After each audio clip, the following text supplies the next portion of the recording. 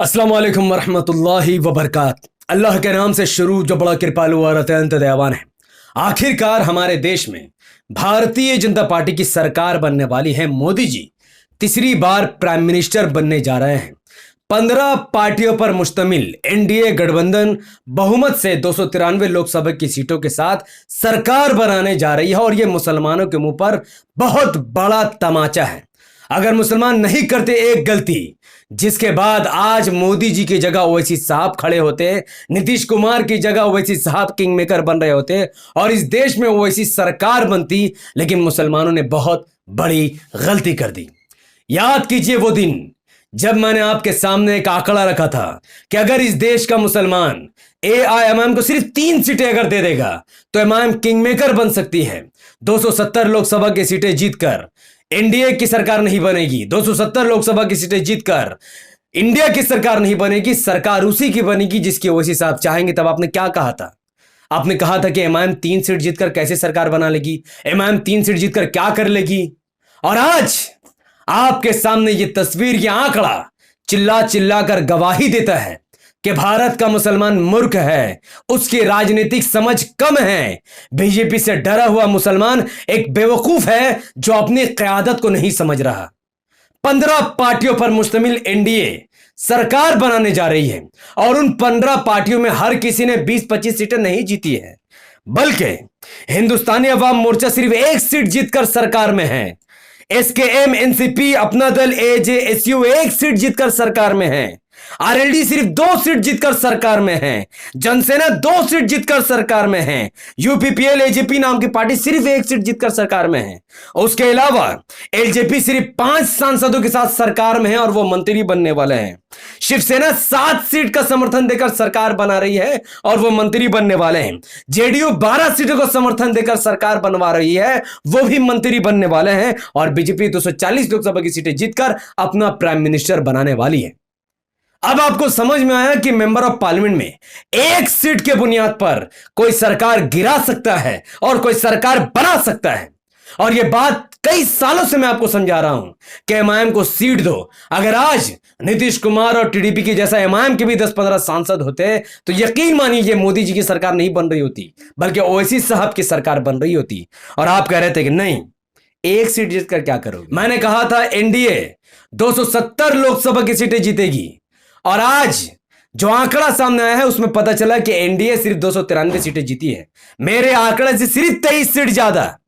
मैंने कहा था कि इंडिया अलायंस 270 लोकसभा की सीटें जीत सकती है और जब रिजल्ट सामने आया तो पता चला कि इंडिया गठबंधन 243 लोकसभा की सीटें 234 लोकसभा की सीटें जीती है, यानी आंकड़े से लगभग 40 सीट कम। क्यों? मेरा आंकड़ा आज भी सही है, क्योंकि एनडीए सिर्फ 270 सीट जीतने वाली थी।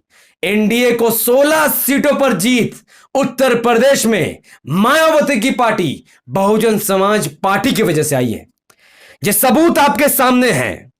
अकबरपुर, अलीगढ़, अमरोहा, बंसगांव, भदोही, बिजनौर, देवरिया, डुमरियागंज, फर्रुखाबाद, फतेहपुर सीकरी, हरदोई, मिर्जापुर, मिश्रिख, फूलपुर, शाहजहांपुर और उन्नाव जैसी 16 लोकसभा के सीटों पर इंडिया गठबंधन जीत रही थी, बीजेपी हार रही थी। लेकिन बहुजन समाज पार्टी ने कहीं पर 70,000 वोट काटा, कहीं पर 80,000 वोट काटा, कहीं पर 90,000 वोट काटा और वहां पर बीजेपी को जीत दिलाने में अहम भूमिका निभाई है। अगर बीएसपी इंडिया अलायंस में होती तो 16 सीट बीजेपी का और कम आती और वेस्ट बंगाल में और बिहार में बीजेपी ने और 7 सीटें एक्स्ट्रा जीती हैं टीएमसी और कांग्रेस के आपस में लड़ने की वजह से, और बिहार में आरजेडी ने वोट काटकर और बीएसपी ने वोट काटकर, यानी कुल 23 सीटें बीजेपी ने वोट कटने की वजह से लाई हैं। यानी अगर गठबंधन सही से होता तो आज एनडीए सिर्फ 270 ही सीटें जीतती। जो मेरा आंकड़ा था वो 100% सही होता और एमआईएम के 3 सीटों के समर्थन से ही सरकार बनती। लेकिन मुसलमानों ने क्या किया जानते हैं? मुसलमानों ने सोचा कि नहीं, हमें सरकार बनानी है, हमें इंडिया गठबंधन को वोट देना है, हम दर्री बिछाकर खुश है। राहुल गांधी प्राइम मिनिस्टर बनना चाहिए, कोई मुसलमान प्राइम मिनिस्टर नहीं बनना चाहिए। उन्होंने क्या किया? उन्होंने किशनगंज लोकसभा सीट में अख्तरुल ईमान साहब को धोखा दिया। किशनगंज लोकसभा सीट मुसलमानों के मुंह पर बहुत बड़ा तमाचा है।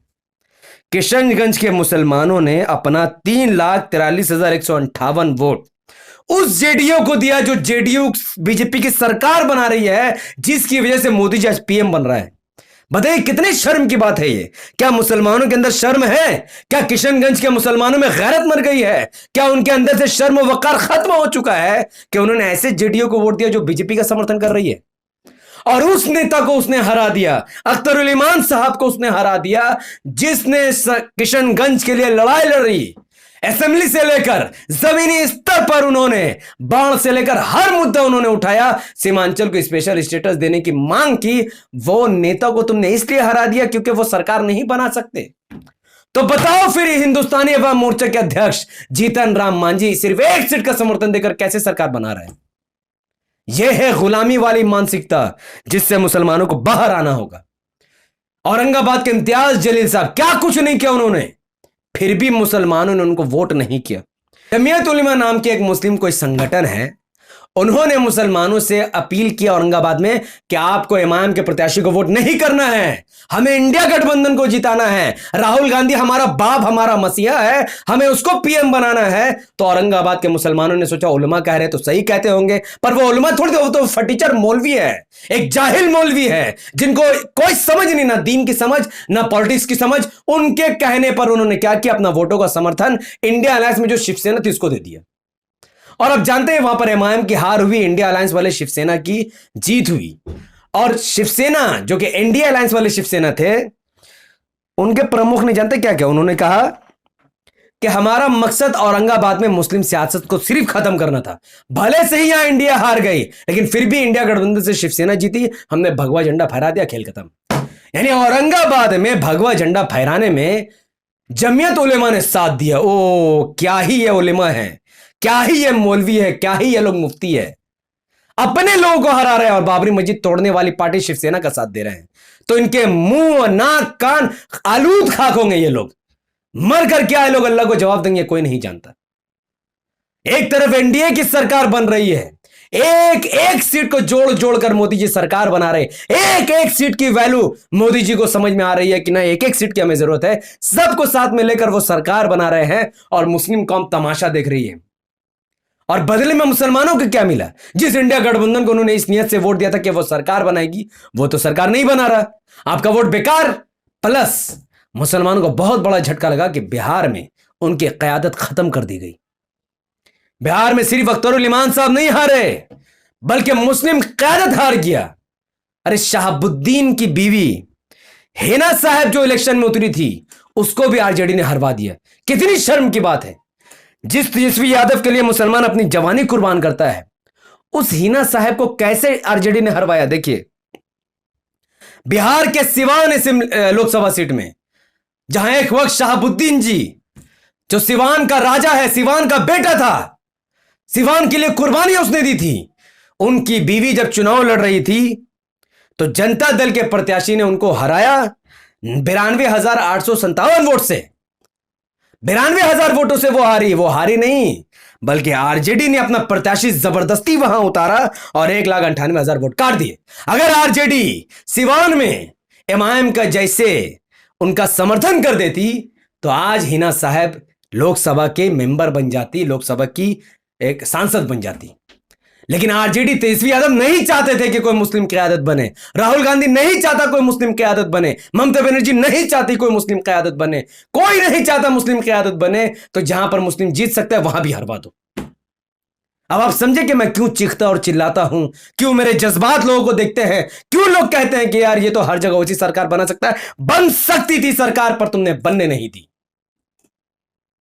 एमआईएम 3 सीट जीतती ना तो आज इस देश की दशा और दिशा सब कुछ बदल जाती। पर जब मुसलमान खुद सरकार नहीं बन, मुसलमान कहता है कि नहीं, हमें जीतने के लिए वोट नहीं करना है, हमें बीजेपी को हराने के लिए वोट करना है। दूसरों का नुकसान करने वालों का कभी कोई भला नहीं होता। मैं फिर से निवेदन करता हूं, क्या है भारत के मुसलमानों, आज भले ही मोदी जी तीसरी बार पीएम बनने वाले हैं, पर इस तस्वीर को देखकर समझो कि कैसे एक एक सीट महत्वपूर्ण है सरकार गिराने और सरकार बनाने के लिए। अगर महत्वपूर्ण नहीं होती तो मोदी जी 293 सीट के साथ सरकार नहीं बनाते। मोदी जी हिंदुस्तानी अवाम मोर्चा को कहते अपने एक सीट का समर्थन अपने पास रख। मोदी जी एसकेएम को कहते अपने एक सीट का समर्थन अपने पास रख। जितनी पार्टियों के पास एक एक सीट है, मोदी जी कहते तुम निकलो, फिर भी हमारे पास बहुमत है। 272 में सरकार बनती है, 293 उनके पास है, लेकिन फिर भी उनको 293 का 293 समर्थन चाहिए, क्योंकि वो जानते हैं एक एक सीट की वैल्यू है। एक एक सीट सरकार गिरा और बना सकती है। आरएलडी 2 सीट लाकर सरकार बनवा सकती है, और इमाम 3 सीट लाकर नहीं बना सकती है। कितने बड़े जाहिल हो तुम लोग, कितने बड़े जाहिल है भारत के मुसलमान। मैं सैल्यूट करता हूं हैदराबाद के मुसलमानों को।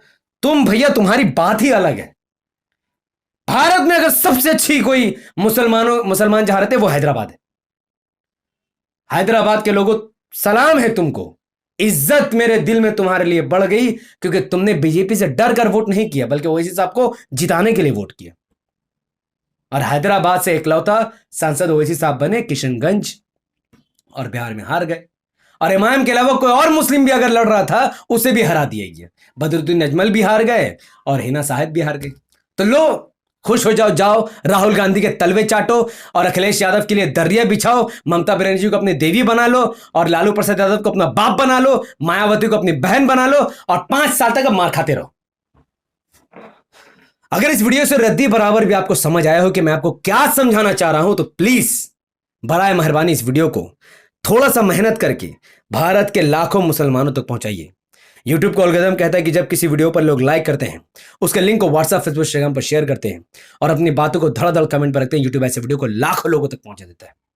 तो इस वीडियो को लाइक कीजिए, इसके लिंक को व्हाट्सएप, फेसबुक, इंस्टाग्राम जैसे सोशल मीडिया के प्लेटफॉर्म पर शेयर कीजिए। अपनी बातों को कमेंट पर रखिए, क्योंकि आप जितना ज्यादा लाइक, कमेंट, शेयर करेंगे, उतना ज्यादा ये वीडियो लाखों लोगों तक पहुंच जाएगी। तो इस चैनल को सब्सक्राइब कीजिए, बेल आइकन को हिट कीजिए।